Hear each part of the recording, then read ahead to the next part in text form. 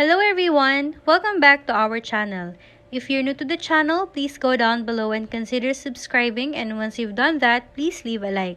Quick Add is a feature in Snapchat that suggests friends to add based on your existing contacts. If you find this feature distracting or want more control over your friends' suggestions, you can remove Quick Add from your Snapchat settings. In this tutorial, we will guide you through the process. Let's get started. First, launch the Snapchat app by tapping it. Then, go to the messaging icon. Now we are here on the messaging section. If you scroll down, you can see the Quick Add here. Now if we want to remove Quick Add, here's what we are going to do. On the top left corner of your screen, you can see your profile there and tap on it. After that, look at the top right corner and hit Settings. Now in this section, scroll down and find See Me in Quick Add and tap it.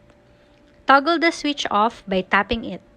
We can also remove our contacts too by doing the following steps.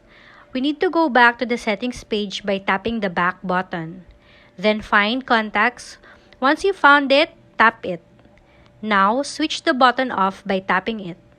And tap Remove Synced Contacts from Snapchat and hit Confirm. Congratulations! You have successfully removed Quick Add from your Snapchat app.